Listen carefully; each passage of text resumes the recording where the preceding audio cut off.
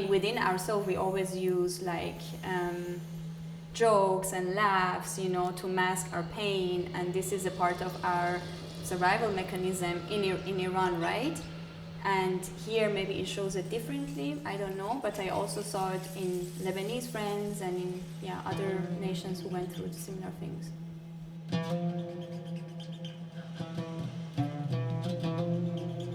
It's a heavy price to pay to have freedom, and I feel the darker it gets, it becomes heavier. And I mean, of course, you're grateful you're here, you have an opportunity to live your life, but also you have the guilt that why I have it, why others don't have it.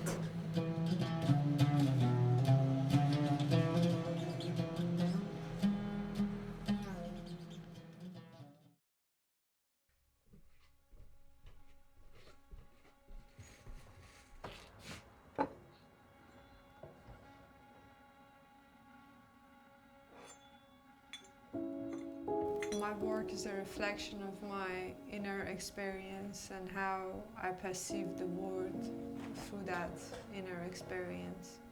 It's an expression of an internal recognition.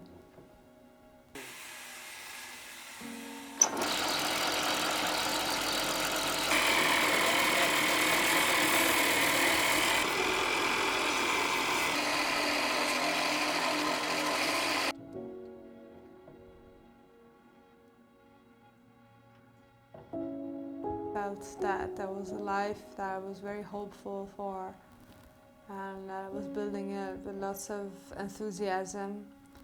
And I guess the first feeling that I got after like the fear response of the bombs and everything was a huge amount of sadness. It felt like, okay, maybe the plan I had is not gonna work, you know, and felt like a collapse of a dream, or felt like a glass bubble just like shredded into pieces in front of me, and I couldn't grab any of it anymore, and that made me feel very sad.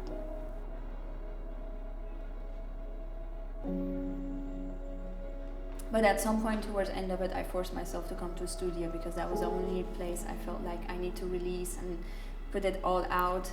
And actually, when I came here, my usual technique was not doing it for me, because there was so much anger inside me. So I started to just throw paint and randomly like put the brush and throw it at the canvas, even put my hands in the paint, like very violently, just like destroy this canvas in front of me. And that was when afterwards I was like, okay, now I can sit down and do something.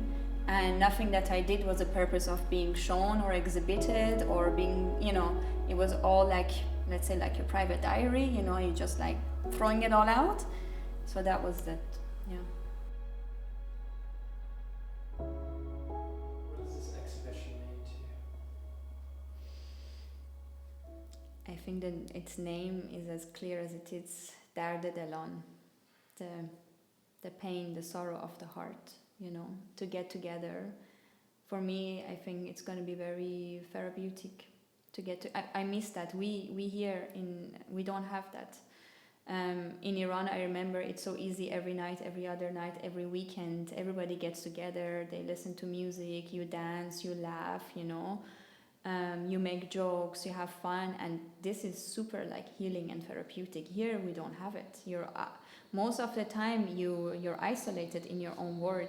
Occasionally you get together, and even that is not that atmosphere. You're either in a bar surrounded with other people, or you know, or you meet in a coffee place 101 or with 5 people. That space that everybody comes together really reminds me of what I used to have in Tehran, and I miss it so much. I haven't been there since 2019, so I'm really looking forward to have that. And I can say what this war also did to me was bringing me closer to the Iranian community.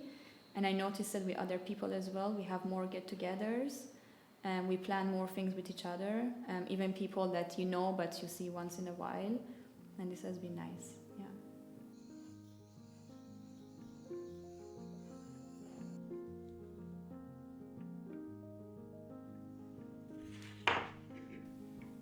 So I'm finding a way of like dealing with the helplessness of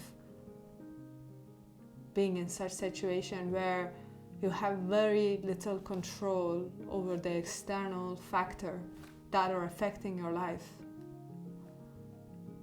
That brings a lot of rage, frustration, and helplessness at the same time. And I think having this event that we're gonna host within the next few days is giving me a sense of control. It's giving me a sense of I can do something about this. I'm not that helpless. So that is something that keeps me going.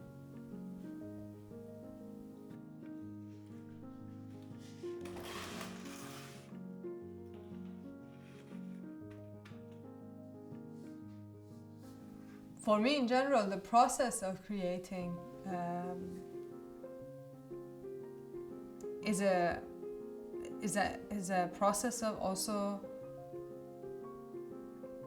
like protecting myself from sinking.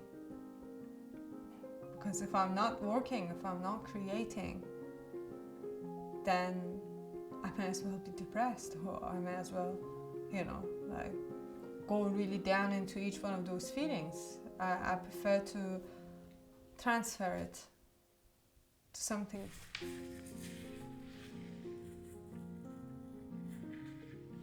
We need to start dreaming how Iran would look like, and really believe it. That's why I created this, because we need to not forget to dream about the best case scenario. It's not always fear, anxiety. This one is about.